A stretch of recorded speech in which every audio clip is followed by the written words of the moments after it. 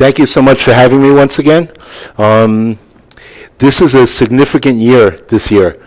There's a lot of significant anniversaries this year.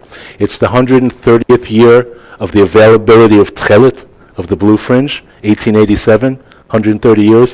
The 50th year of the reunification of Jerusalem and our access to the holy city, to the old city. It's my 40th year of Aliyah. I moved in 1977. It's the 35th year of Beged Ivri. It's the 25th year of biblical weddings and the 20th anniversary of the restoration of the Holy Half Shekel. So like all of these came together this year. So it's a year of anniversaries. For those of you I'm meeting for the first time, because I've met you guys so many times already. Well, actually, you're the first time hearing it. For those of you who are meeting for the first time, my name is Reuven Prager, originally from Miami Beach, Florida. That's why I can speak English. I've been living in Israel, in Jerusalem, for the last 40 years. And do you want me to give my regular lecture? You can do either one. Do the second one. I'm not set up for the second one. I set up for the first one because last time I did the second one, and there were a lot of people that know the first one. You got a lot of people watching online. That's what I figured. Okay. Originally from Miami Beach, Florida, that's why I can speak English. I've been living in Jerusalem for the last 40 years, and for the last 35 years of that, I've been serving as a Levite on duty, researching and restoring ancient Israelite customs in preparation for rebuilding the temple. Let me define that. When I say that I serve as a Levite on duty, my father was a Levite, my father's father was a Levite, my father's father's father's father was a Levite, all the way back to biblical Levi. Now you remember that when the Israelites entered the land of Israel, the land was apportioned amongst 11 of the 12 tribes. The tribe of Levi, we didn't receive a portion of the land, we received a duty. Our duty was to provide the physical vessels necessary for the spiritual well-being of the people. When it came time to construct the tabernacle, it was the Levites who constructed it. During our 40 years of wandering in the desert, when it came time to move our encampment, it was the Levites who would disassemble the tabernacle, the Levites who would carry it, and the Levites who would reassemble it when we got to our new campsite. When we entered the Holy Land and we built the Holy Temple, if a Kohen, a priest, needed a vessel, it was the Levite who provided it, and if the vessel didn't exist, it was the Levite who created it. We were the doctors, we were the teachers, we were the singers, we were the one tribe that was set aside to minister to the spiritual needs of the people. And in lieu of our service, we were granted the tithe. That 10% that we were commanded to give to the Levites was to free us from worldly pursuit so we'd be available to minister to the spiritual needs of the people. A Levite is in training from age 20 to 25, and from age 25 and on, you're on duty. When I moved from Miami Beach to Jerusalem, it was like switching planets. It's a different world. And I had to decide, what am I going to do with my life's work? And the more that I learned, and the more that I learned specifically about the Levites, I came to realize that this was still a valid job offer. Nobody had ever canceled it. So I chose to serve in my God-given career as a Levite on duty. When I say that I research and restore ancient Israelite customs in preparation for rebuilding the temple, that also needs defining. Whatever we're familiar with as contemporary Jewish custom, normative Judaism, the way the Jews do things today, almost nothing that we do today in contemporary Judaism do we do the way that our ancestors did it. Let me give you an analogy that'll help you understand the nature of my work. Let's say that we have a couple that, God forbid, the husband's in a terrible accident. They put him in a full body cast, covers 93% of his body, just his foot is left outside of the cast. And the doctors come and they tell this couple that this poor guy is going to be like that for 2 whole years. So during those 2 years, his wife learns to care for him and love him through his foot. At the end of the 2 years, the doctors come and they remove the cast, and she continues only paying attention to his foot, ignoring the rest of him. In a sense, that's Judaism today. When the Holy Temple was destroyed and we were exiled from our land, we lost the ability to fulfill 93% of our religious customs. The 7% of the commandments that we could pack in a suitcase and take with us in our wanderings in exile, that became the focal point for normative Judaism for the next 2,000 years. Basically keeping the Sabbath and its related laws, the laws of kashrut, how to eat kosher, how to eat clean, honoring your parents. But the other 93% of customs that we could no longer perform for real because the temple had been destroyed and we were exiled from our land, those customs were reinstituted in the first century into a series of what we call in Hebrew zechers, remembrances, so that as we went out into exile, we'd be able to remember what our ancient customs were, so that when the generation arose that merited to return to the land of Israel, would remember how to restore our ancient customs. Let me give you a practical, for example. Book of Numbers, chapter 15, verses 37 to 41. God commands Moses to bid the children of Israel to put fringes on the corners of our garments throughout our generations. You guys are all familiar with the talit, right? With the prayer shawl? You guys, I'm sure you all seen these before. For the last 2,000 years, the way that we fulfill the commandment of fringes has been by wrapping ourselves in a prayer shawl during the time of prayer, and those of us who wore our fringes during the course of the day would wear them on the four corners of a little undergarment that in Hebrew is known as the talit katan. Everybody say katan. Katan in Hebrew means small. It's a little four-cornered garment. It has holes in the corners we would attach the fringes to, and we would wear these hidden underneath our Gentile apparel. Like if you've ever gone to a predominantly Orthodox area, like the high wok kosher Chinese restaurant at the Kroger's in Toco Hills, right? On a Friday morning, you'll see all the Orthodox guys walking around dressed like you, but coming out underneath their shirt are these their fringes that are attached to a little four-cornered garment that they have hidden underneath their Gentile apparel. But our ancestors did not fulfill the commandment of fringes on an undergarment hidden underneath Gentile apparel or in an artificial prayer shawl. This is actually what a talit was before it became a prayer shawl. Now you'll notice that there are two garments here. You have this white silky undergarment. This is called a chaluk, right? In Arabic it's known as a jalabiyah or galabiyah. This is biblical underwear for the Middle East. Every man in the Middle East wore one of these long bell-dress type of outfits. In fact, if you go to our neighbors, our cousins over in Jordan and Egypt, right, they're still boogieing around, a lot of them, in these long bell-dress type of outfits. An Israelite would distinguish ourselves by the talit that we wore over our chaluk.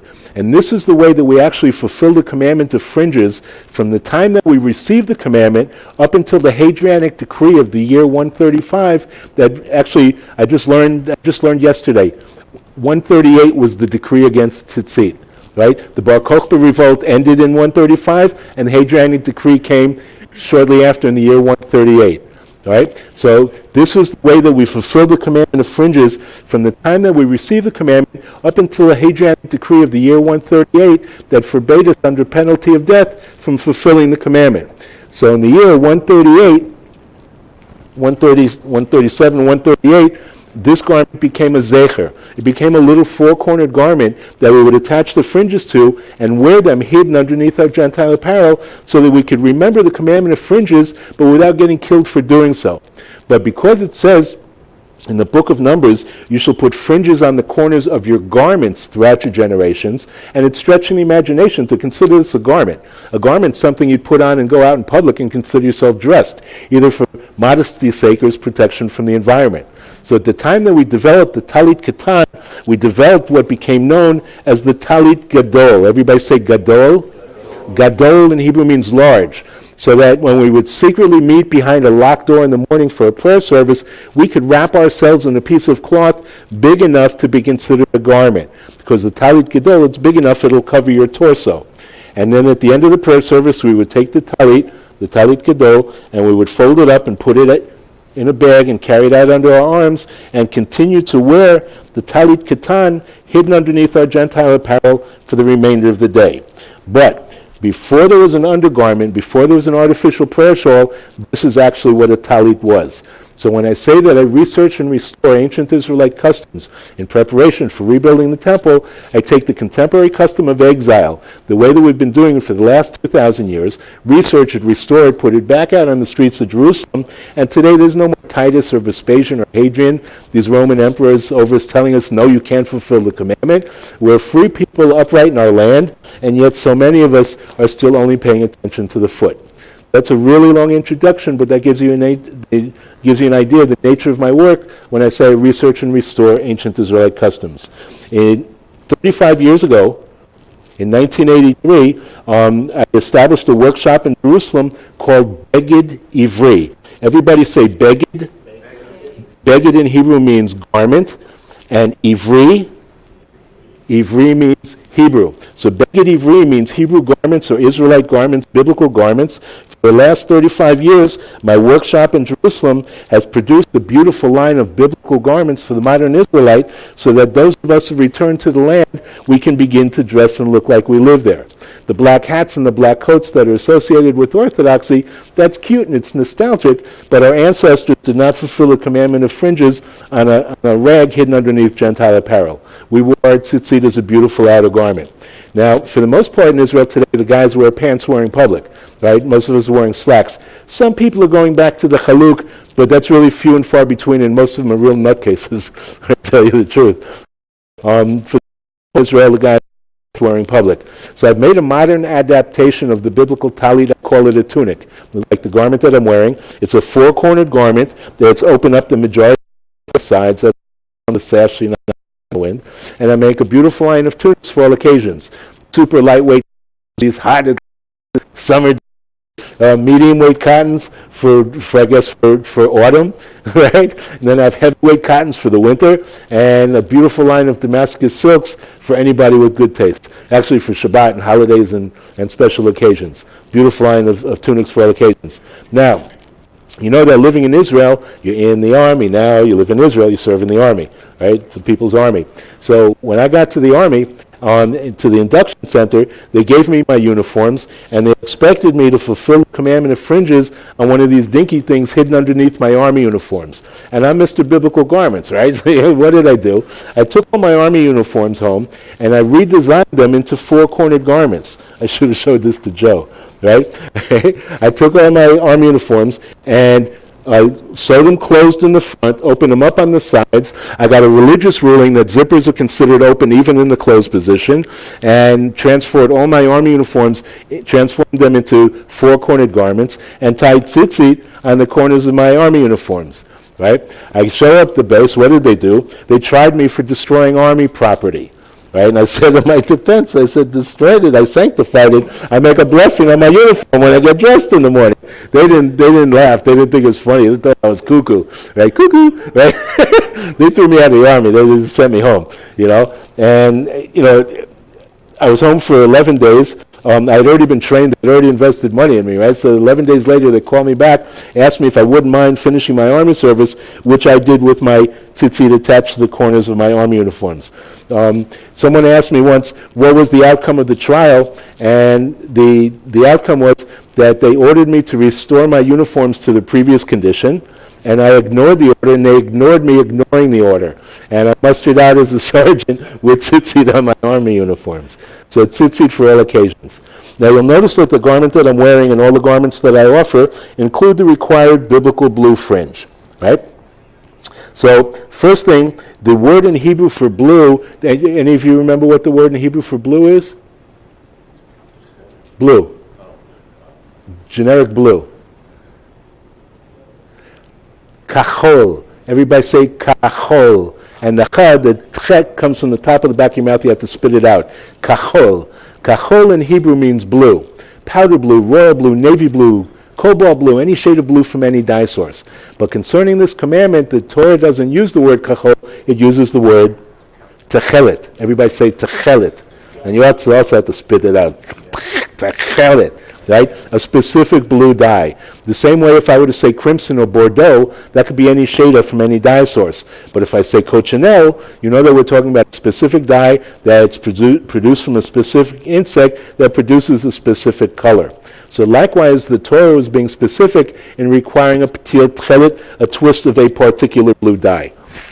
Now, when the Romans destroyed the temple in the year 70 and they took us out into exile, they didn't just want to beat us on the spot. They wanted to make sure that we didn't come back and reestablish ourselves in the land.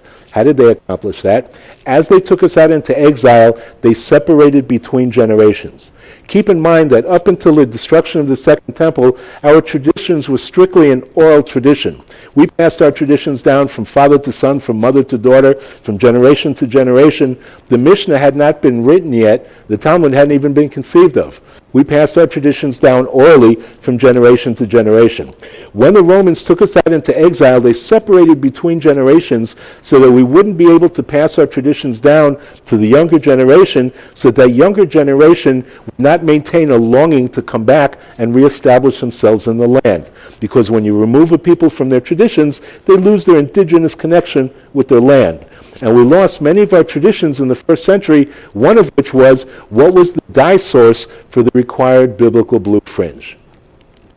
So for the last 2,000 years, we remembered the commandment of fringes on an artificial prayer shawl or on an undergarment with just white fringes. In 1887, one of the great sages of Europe, Rabbi Gershon Henoch Leiner, from the city of Radzin, left his village and went down to the Mediterranean and spent 2 years researching everything that lives along the Mediterranean coastline. I'm choosing to start with you because you have an open spot next to you, so you can just pile it up over there. That was my decision on which side to start with, just so you understand. Right? In 1887, Rabbi Gershon Henoch Leiner spent 2 years researching everything that lives along the Mediterranean coastline until he had come to the conclusion that he had positively re-identified the dye source as a species of squid known as Sepia officinalis. Now, our sages told us in the Talmud, they in describing the dye source, they referred to the source as the chilazon. The question for the last 2,000 years has been, what was the chilazon? They didn't give us a Latin name to identify it by, but they gave us 11 different characteristics describing its body shape, its movement, its environment, and based on those 11 characteristics, Rabbi Gershon Henoch Leiner came to the conclusion that he had positively, you can see that I'm back and forth as I'm remembering what I forgot to say, right? He came to the conclusion that he had positively re-identified the chilazon as the species of squid Sepia officinalis. And he began to produce tchelet in 1887. To be fair, there were two other opinions in the last 30 years of what the chilazon was. Rabbi Herzog, who was the first chief rabbi of the state of Israel, when he was a young man, he wrote his doctoral thesis in England on the dye source for the required biblical blue fringe, and he came to the conclusion that this snail, the Jantina jantina, I don't know if you guys can see it out there in Cyberland, right? Little purple snail, Jantina jantina, he came to the conclusion that this was the chilazon that the ancients had spoken about. He never succeeded in extracting a dye from it, and truth be told, it's not a shell that's ever been used by any culture for dyeing. It does emit a secretion, but it won't take to fiber. And he recanted his opinion in favor of Radzin prior to his passing away. I'm going to pass this around when you receive it. Please receive it open-handed, because the shell doesn't weigh 2 grams and it'll crush in your hand.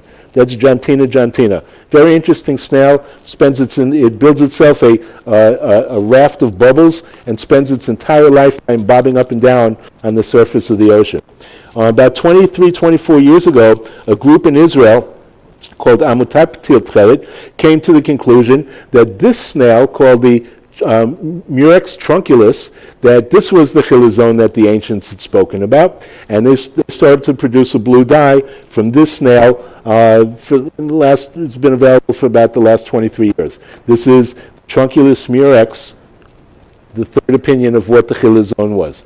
Right? Now, you'll notice that the package of tzitzit that I passed around, it says on the back of the packaging, free tying instructions at begedivri.com. So if you already have a prayer shawl or a garment and you only have the white fringes on it and you want to acquire a set of these, you can get a set and go onto our website at begedivri.com, and we have free guides on how to tie the tzitzit according to all major traditions. You have Ashkenazi and Sephardi and Nusach Hari,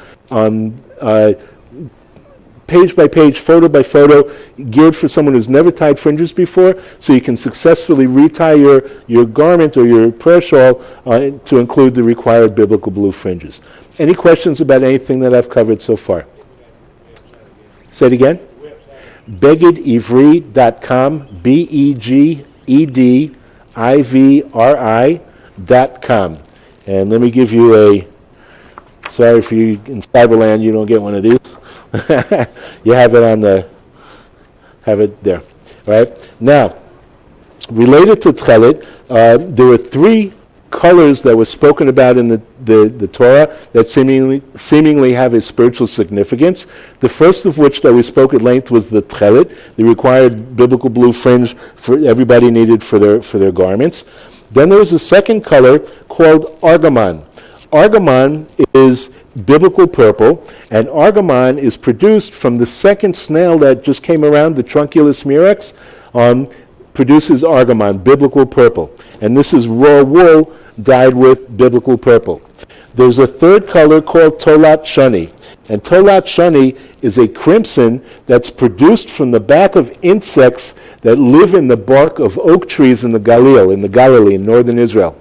And what they would do is they would take these insect backs, dry them out, crush them up, make a dye batch. Then they would take the wool and prepare it with what's called a mordant, which is a substance that opens the cellular structure of the wool to allow it to accept the dye. And this is raw wool dyed with tolat shani, biblical crimson. These three colors, blue, purple, and crimson, were used initially in the drapings of the tabernacle. They were used in the priestly garments. Now, this is not a priestly garment. This is a lay Israelite talit that any of us could wear, but it is woven in the colors of the priestly garments, blue, purple, and crimson.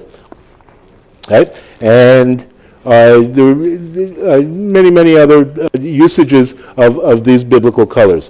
One last word on ancient dyestuffs. They teach in the Talmud that in the latter Second Temple period, there were some folks who weren't so honest, they weren't so scrupulous. And they figured, the tchelet, it's so much more expensive to produce than any other dye, maybe we can make a phony tchelet, we can make a knockoff, make a quick buck, a quick shekel. And in the Talmud, they call the phony tchelet, they call it kla ilan. Kla ilan was wool dyed with indigo from a plant source, as opposed to the tchelet, which is a marine source, right? It was much less expensive to produce, and it was indistinguishable to the eye. Looking at it, you couldn't tell whether or not you had the real tchelet or not, and there were tests that you could submit your tchelet to see if it was real or not. From that teaching, we learn whenever you acquire tchelet that you get it from a God-fearing source, someone who's considered knowledgeable in the field of tchelet. What I'm going to pass around right now, this is genuine counterfeit tchelet. See, when I have a group, when they hear me the first time, everybody cracks up laughing. I have these, but here these guys, they're immune to this already. All right, 1 second there. Okay. Yes? So it's the squid, that is the actual... It's like this, right? I can't prove that Radzin is right, but I can prove that the others are incorrect, right? And because of who Rabbi Gershon Henoch Leiner was, he was like... to say he was a genius in his generation, he wrote with two hands simultaneously. His knowledge in not only religious fields, but in secular studies and engineering, he was an unbelievable mind. If this guy, who was like the greatest sage of his day, comes and says, I have what's the word I'm looking for in English? I can't, what's the word that I always use? He was absolutely sure that he had identified the chilazon as this squid, right? And based on who he was, if he says it's kosher, it's good for me. So would they have been caught in the Mediterranean? Oh yeah, sure. Well, that's what Radzin goes down with the fishing boats in Ashkelon. They go out and they net fish, and in every tonnage of fish, there's X amount of these squid that get caught up in the nets. The squids themselves are sold to Europe as food. Some people eat this stuff. It's slimy and yucky. I don't know. Maybe just because I eat kosher, the idea of it, But then it doesn't go to waste. People eat it, And they cut out the dye sacks, and Radzin goes and he retrieves them. And a couple times a year, they make, they make large dye batches.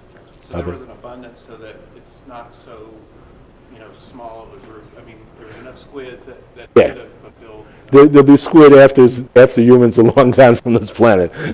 There was squid before we got here. There'll be squid, whatever. I would imagine, I don't know if to the extent of cockroaches, but there's plenty of them. All right. The second project we took from thought to physical reality was to restore our ancient marriage ceremony. You all familiar with Jewish weddings? We get married, we stand under a chuppah. So let me show you how we really do it.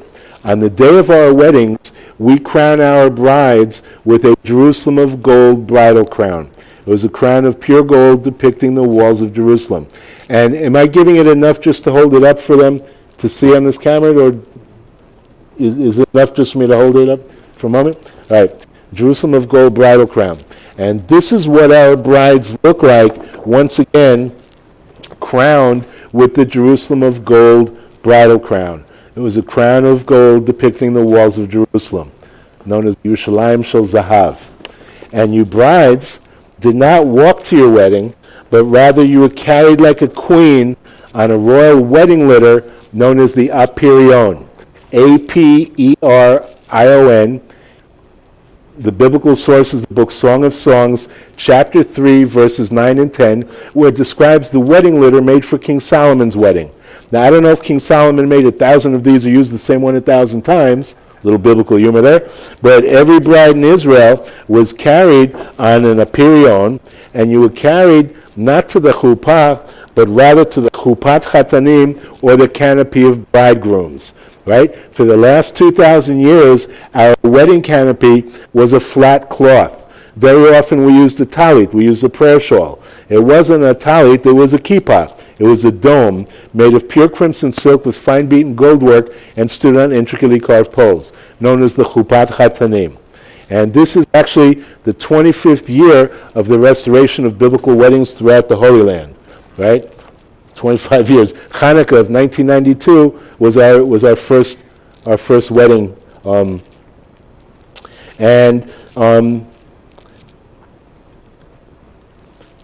you see these guys in the blue and gold?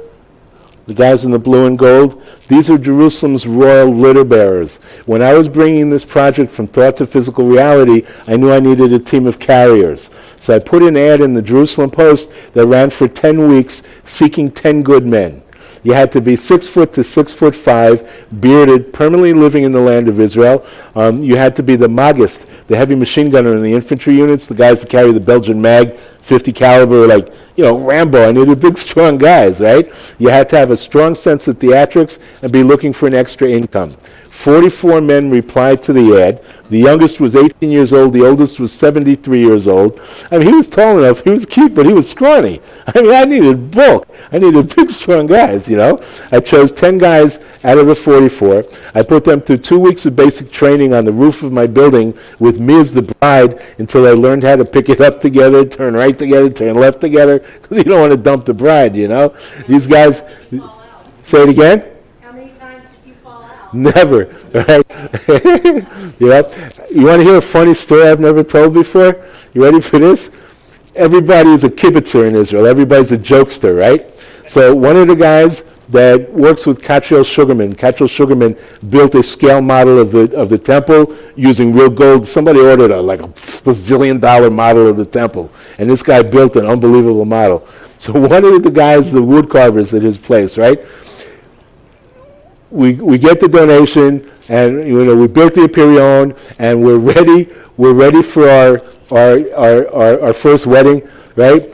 And the guy calls me up in Hebrew. He says, "I'm from the ministry, the transportation ministry." He says, "I heard that you're going to be carrying a bride in the Aperion." I said, "Yes." He says, "Do you have a license?" A what?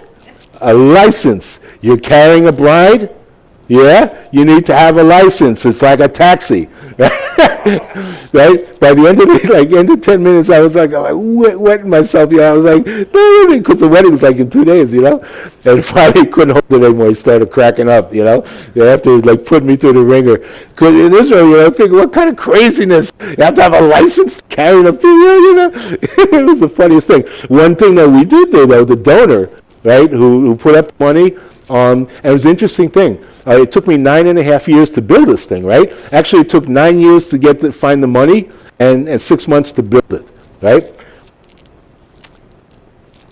The donor asked about insurance. I had to actually take out a Aperion insurance for carrying a bride in an Aperion. They had to make up an insurance policy for that.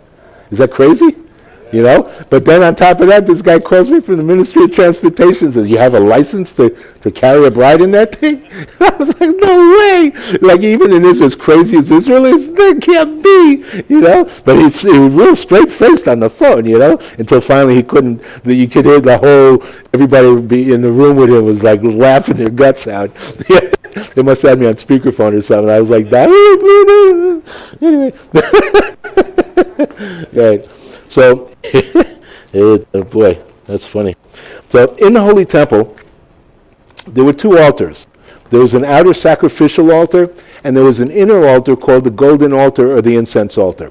And it was rather small. It measured a cubit by 2 cubits high. A cubit is about 50 centimeters, which doesn't mean anything here either. About yay big by yay big by yay big high. It was made of a solid piece of acacia wood overlaid with gold. And every day, twice a day, a priest would go out to the outer sacrificial altar with a pure silver fire pan, a silver shovel. And he would take a shovel full of burning coals, and he would bring them into the temple, transfer them into a gold fire pan that then would be placed on top of the golden incense altar. A third priest would come in carrying a two-handled vessel known as the bezich. This is a solid gold vessel. This was restored by the Temple Institute in Jerusalem in the early 90s. And the priest would come in carrying this two-handled vessel, and a fourth priest would come and open it up, take a handful of a powder mix that was a compound of 11 different spices. No KFC jokes, please. 11 herbs and spices, right? And he would take that handful of powder mix. He's laughing. It's the first time he heard that one, right? He would take a handful of powder mix and drop it onto the burning coals, right, that was sitting in the gold fire pan on top of the golden incense altar. And the powder would fall onto the coals, and a pillar of smoke would go straight up and out through the inverted windows of the temple, right? Like, you know, we build a building, we put in windows to let the light in, let the heat in. The temple windows were designed just the opposite. They were inverted. They were designed to let the light and the heat and the energy out. And they teach that at the moment that the priest would drop the incense powder onto the coals, and that pillar of smoke would go straight up and out through the inverted windows of the temple, that the goats in Jericho would sneeze. For those of you who aren't laughing online, all right, Jericho is about 45 miles away from Jerusalem in the lowest point on earth. Jerusalem's up on a mountaintop. They teach that women, as far away as Jericho, did not wear perfume because the smell emanating outwards from Jerusalem was so strong in the air that you wouldn't have smelled perfume on your skin as far away as Jericho. I'm going to share with you now the 11 original ingredients that were compounded into that incense mix that was burnt twice daily in the temple. And when it comes around, just take the stopper out, take a whiff, pass it on. This first one, and you make sure you get to smell these also. Pass it on to him also, because you never smelled these before, right? The first one in Hebrew is known as Shemen Tsari, or Shemen Afar Simon, and I'm just going to hold up a little bottle. You can't smell it online, right? In English, it's known as balsam oil, and balsam was the most celebrated of all biblical spices. More stories about balsam than any other spice in the Torah. The next one coming around is Ktsiya. In English is cassia. This one's going to remind you of Red Hots. Remember Red Hots when we were kids? Take a mouthful, burn your face off, Red Hots? So I used to think that Red Hots are made out of cinnamon. They're not. They're actually made out of cassia. It's a much stronger species of cinnamon, and it's the first of 3 different forms of cinnamon incorporated into the incense. Next one coming around is levona, or frankincense, which is often mentioned together with myrrh. All right. I'd ask that question, get no response. I'm like, wrong group. That's followed by myrrh. This is myrrh.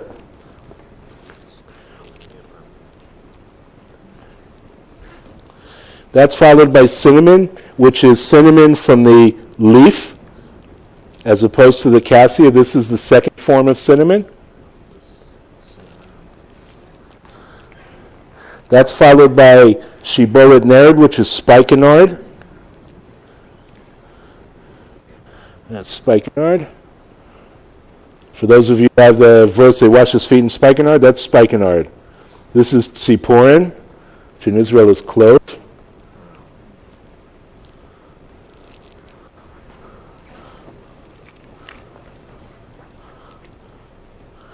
and that's followed by klufa. Klufa is aromatic bark, which is cinnamon from the bark, as opposed to cinnamon from the leaf, and as opposed to the cassia. That's the third and final form of cinnamon. That's followed by karkum. Karkum is saffron, which is very popular as a spice on chicken in Israel. And for those of you who have never attended my lecture before, which includes Kylan, this is a new smell you've never smelled in your life. In Hebrew it's called kosht. In English it's called costus. C-O-S-T-U-S. And it cost us a fortune to find it. Costus. Where do you even begin looking? You know? This last one is called chelbana. In English, galbanum. This one doesn't smell good. This one comes to teach us that amongst every 11 of us, there's one who stinks, but you have to include him. Chelbana. All right. Now, the reason I provide these as an essential oil is because there is a very strict biblical prohibition against preparing the incense from the temple in powder form for any use outside of the temple. And it's one of these lightning strike you dead out of the sky prohibitions, right? Are you guys all familiar with the Jerusalem syndrome? Had someone here the other day. Oh, yeah? Really? Yeah. Did you give him my card? You give him my card? Right? You're not familiar with Jerusalem syndrome. Jerusalem syndrome is a bona fide psychological disorder that affects 1 out of every thousands of people that comes to Israel. They get to Jerusalem and they go God crazy. Absolutely nuts, right? You have no idea how many times I have outfitted John the Baptist. You wake up in the morning in Jerusalem and you're now King David, you end up at my door to get outfitted because I'm the only guy making biblical garments, right? So, I made Elijah. I did Elijah. This guy was Isaiah? Because Elijah had a big wide leather belt. I had to have a big leather belt made for it. You know? I didn't want to provide the ingredients to the incense in any form that could be brought down to powder. So if you wake up in the morning and you're now like, you know, the high priest, you know, right? As an essential oil, there's no way to bring it down to powder. And because we're taught not to be a stumbling block before the blind, I didn't want to provide the ingredients of the incense in any form that could be, you know, brought down to powder. As an essential oil, there's no way to bring it back down to powder. You guys are familiar with Vendel Jones? Vendel Jones. You all familiar with Indiana Jones, Raiders of the Lost Ark? Right. So there's a problem with the educational system in this country, right? Indiana Jones' character is based on a real-life dude, actually a real dead dude, he died a few years ago, named Vendel Jones from Arlington, Texas, that spent the last 30 years of his life searching for the lost Ark of the Covenant. Right? Most of the major biblical discoveries of the last 2 to 3 decades were made by this guy, Vendel Jones. You remember amongst the Dead Sea Scrolls, there was one scroll that was written in copper, the copper scroll, because it was meant to survive. Vendel used the copper scroll, he translated it, and used it as an instruction manual to try to locate the hidden vessels from the time of the temple. 1992, he's working a cave in the vicinity of Qumran, down by where the Dead Sea Scrolls were found. That's referred to today as the Blue Cave. They got to the cave, they cleared out the cave, they removed the floor stones, and they found underneath 600 kilos of prepared powdered incense mix. 600 kilos, a year's supply of prepared powdered incense mix. Do you have any idea of the magnitude of that find? Right? I mean, we've known the names of the 11 spices. We never lost them. We say them every day in the prayers. We know what percentage of each went into the mixture, 65 parts of this and 35 parts of that. We say it every day in the prayers, right? But there's 243 species of myrrh. We didn't know which one was, right? Now we do, because they sent this stuff for chemical analysis, and we now know exactly which of each species when it was a mega discovery, right? He calls Rabbi Goren, the chief rabbi of the state of Israel, 1992, comes down from Jerusalem with an entourage of rabbis, and Vendel asks for permission to burn a fingernail's worth of this incense powder to see if it was still viable, right? Now, you've ever been down to the Dead Sea, you know the Dead Sea is called the Dead Sea because it is dead as a doornail. The salt content of the water, the salinity, is so thick that nothing could live in the water. In fact, it's so thick that nothing can live around the water. The area is blighted. The only thing that live down there are flies, like billions of them. You ever camp out at the Dead Sea, you got to bring netting, right? So Rabbi Goren and the rabbis came to Vendel's campsite, and they burnt a fingernail's worth of this incense powder, and for the next 60 days, there was not a bug or a fly in their campsite. Turns out, besides being God's desired smell, it was a fumigation system. Don't tell Orkin, right? But with all of the animal sacrifice, all the slaughtering going on, one of the miracles of the temple was that there were no flies. He created the world's first no-fly zone. Da-da, boom. Okay, any questions about anything I've covered so far? The next restoration takes us to the book of Exodus, chapter 30, verses 11 till 16, where God commands each of us to give as an atonement for our soul back to God half a shekel of the holy shekel, which weighed 20 gerah. If you take one piece of information away from my talk today, let it be this. Anywhere where the Torah speaks about shekels, it is never ever referring to money. The shekel was not a currency, it was a weight. In the same way that an ounce is broken down into grams, GR, the shekel is broken down into gerah, GR. There are 20 gerah to the shekel. Now before I continue, I do things differently than a lot of communities in America. I pass around a plate of money for you guys. It goes over better in some groups than others, okay. Right? On this tray you have 5 items. You have a genuine 4 gerah weight from the 7th to 8th century BC. 2,700 to 2,800 years ago, a 4 gerah weight. There are 20 gerah to the shekel, so this is 1/5 of the shekel weight from the 7th to 8th century BC, from the First Temple period, from a period in the world before there was the concept of money. The concept of money was only introduced to the world in the 6th century BC in Persia, today's Iran. The concept of money did not make its way to the Holy Land until the 4th century BCE, introduced by the Greeks. So this is a 4 gerah weight, a 1/5 of a shekel weight, from the 7th to 8th century BCE, from the First Temple period, from a period in the world before there was the concept of money. You have 2 silver coins. The smaller silver coin is a genuine half shekel minted in Jerusalem in the year 45. 0045. We're in the year 2017. In the year 45, this coin was minted in Jerusalem, and it passed through the treasury of the Second Temple up to 25 times. Temple was destroyed in the year 70. Coin was minted in the year 45. It existed for 25 years prior to the destruction and was reused year after year to fulfill the commandment. If somebody held it in their pouch for 2 or 3 years and it only went 22 times through the treasury of the Second Temple, this coin itself went up to 25 times through the treasury of the Second Temple. The larger silver coin is a genuine shekel minted in Jerusalem in the year 18. 0018. This coin passed the treasury of the Second Temple up to 52 times. When those money changers tables were thrown over, this coin could have been on them. It existed. Here's the rule. The holiday of Purim is the holiday you give the half shekel.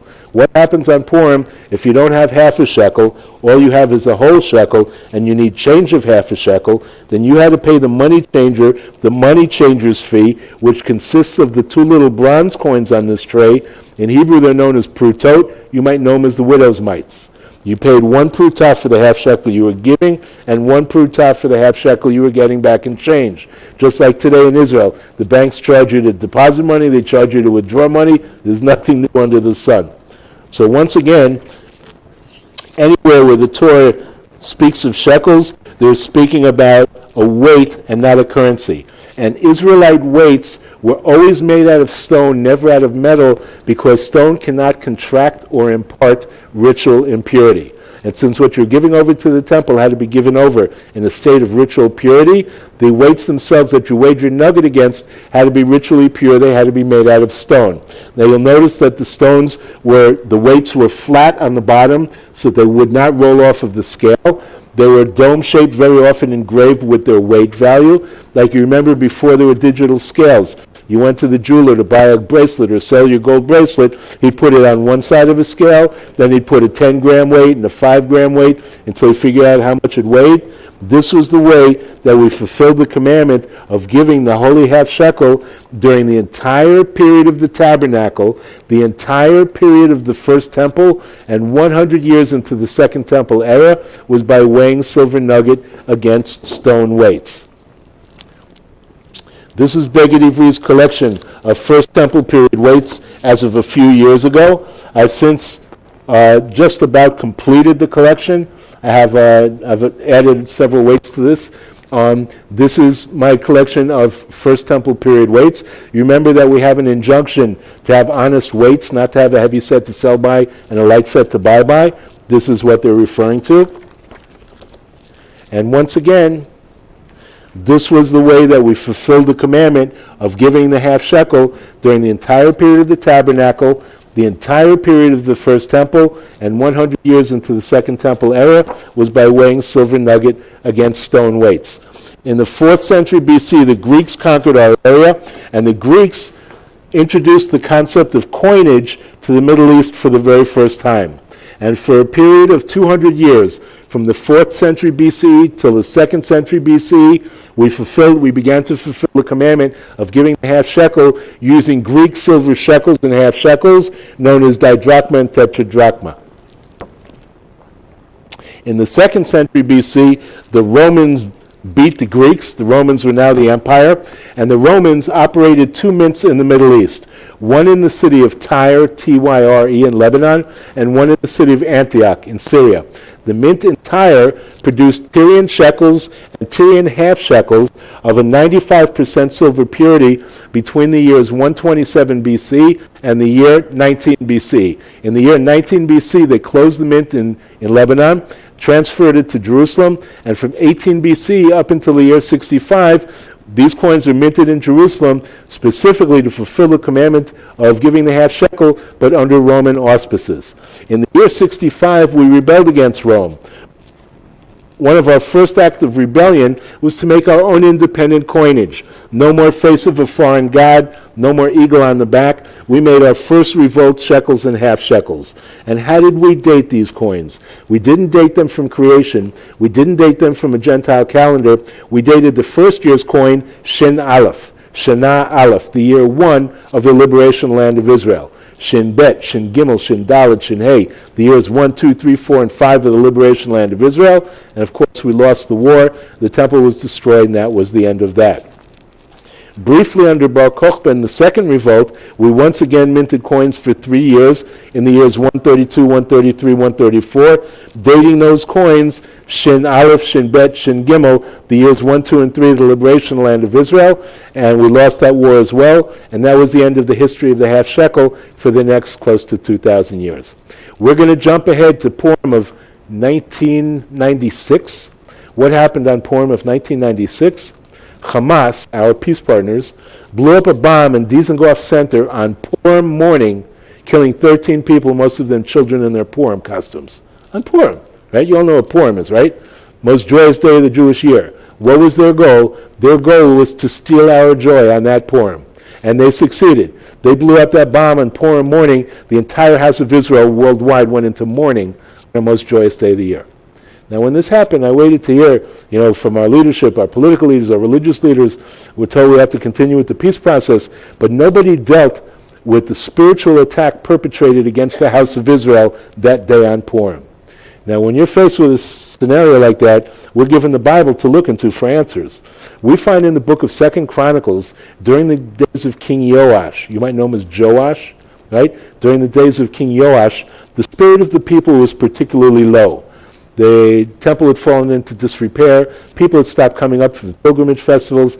And King Joash was minded to raise the spirit of the people of his day. How did he choose to do that? He turned to the Levites and he said, go out and restore the custom of giving the holy half shekel. And for the first time in my ancestors' history, we blew it. We didn't act.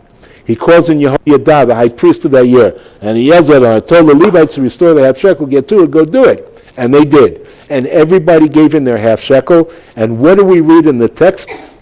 Vayismachu kol hasarim v'kol ha'am. And all of the government ministers and all of the people rejoiced, which comes to teach us, if you want to restore rejoicing to the house of Israel, the way you do that is by restoring the custom of giving the Holy Half Shekel. 1 year to the day of the bombing, Purim of 1997, the first pure silver Holy Half Shekel in 1,927 years hit the streets of Jerusalem. And if it was their goal to steal our joy on that Purim, we're going to restore it 10,000-fold by restoring the custom of giving the Holy Half Shekel. Now, this coin that was minted on Purim of 1997 was actually minted to be used for the very first time to fulfill the commandment the following year on Purim of 1998. Why the 1 year delay? Because when you give the half shekel in fulfillment of the commandment, it goes from being a piece of silver to what we refer to in Hebrew as hektish. Hektish means sanctified property. And hektish is some serious stuff. Alan, take the large shekel, the large coin, put it in the palm of your hand, close your hand around it. You feel the coolness of that coin in the palm of your hand? Thank you. If that coin was in a state of hektish, if that coin was in a state of sanctification, and you were hot, and you put that coin in your hand and felt its coolness, you would be liable for misappropriation of sanctified property because you received benefit from hektish, the coolness in the palm of your hand. That's how integral it is. So to be responsible, we couldn't just start distributing coins and tell people willy-nilly, send them into Jerusalem, without creating the infrastructure for a safe and secure collection process. And that took a year to establish. So this coin that was minted on Purim of 1997 as a response to the bombing the previous year was minted to actually be used for the very first time to fulfill the commandment the following year on Purim of 1998. How did we date this coin? We didn't date it from creation, and we didn't date it from a Gentile calendar. We dated this coin Shin Nun, the year 50, because 1998 was the 50th year of Jewish sovereignty over the Holy Land, the 50th year of the State of Israel. And that's how Israelites date our coins. Featured on the obverse on the front of the year 50 coin is the restored 10-string prophetic harp. Right? Throughout the Torah, there are two types of harps mentioned: nevel v'kinor. The nevel was a harp, and the kinor was the lyre, L-Y-R-E. And the lyre in the first and second temple period was either a 7 or an 8-stringed instrument. The prophet said in the third temple era it would become a 10-stringed instrument. They would no longer refer to it as the kinor; they would refer to it as the asor. The word Eser from the word 10 in Hebrew.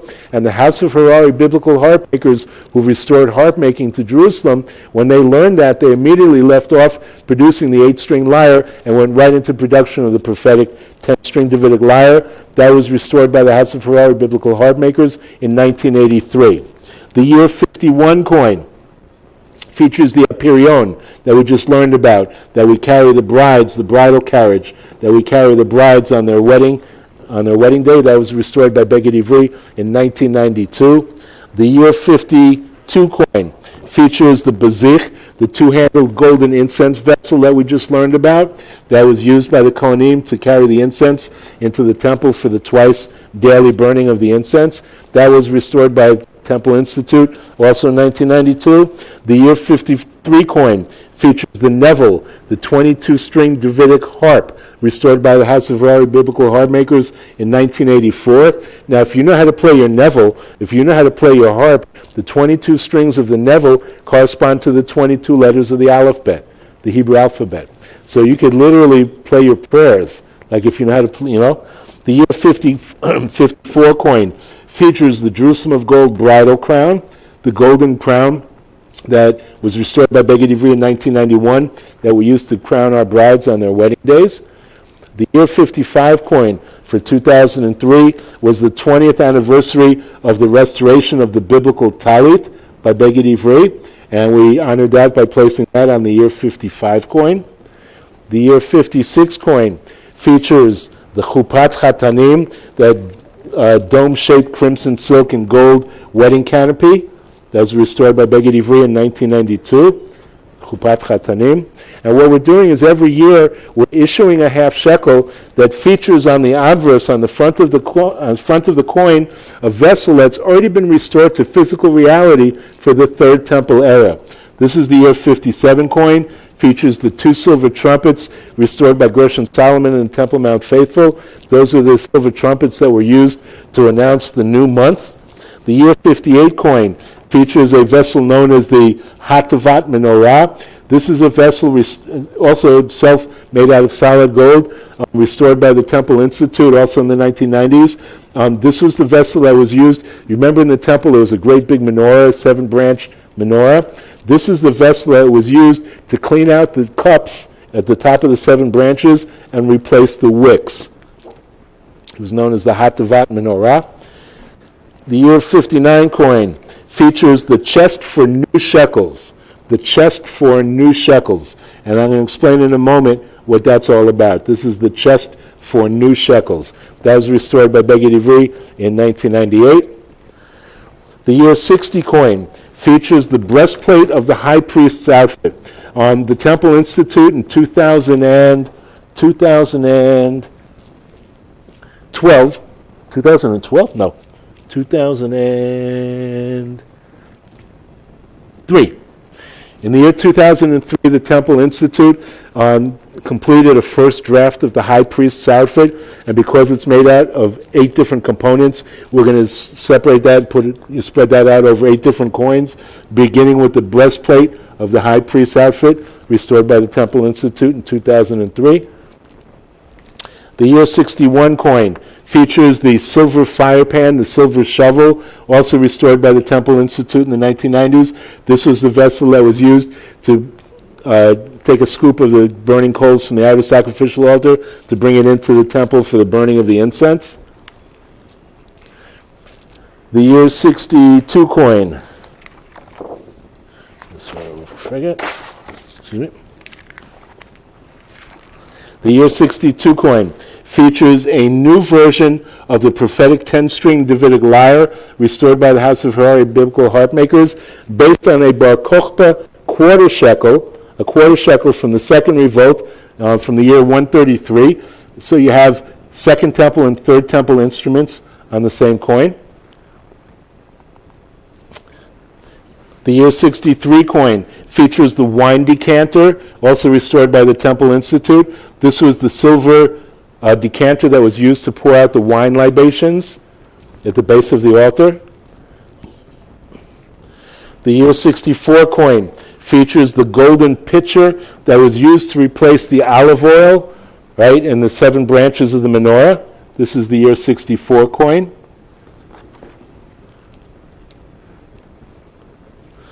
The year 65 coin features the chest for old shekels. Remember, the year 59 coin was the chest for new shekels. This is the chest for old shekels. And I'll explain in just a moment what new and old shekels are all about. This is the year 66 coin, features the tzitz, the second part of the high priest's outfit. This is the golden frontlet that went across the forehead of the high priest, known as the tzitz. Also restored by the Temple Institute in 2003. The year 67 coin features the restored flag of Levi. Let's see, I don't even remember what year I restored that. 2011.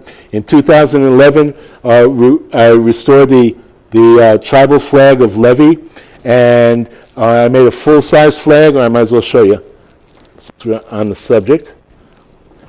There you go. I didn't know where to introduce it. Right, the flag, now I know where to introduce it.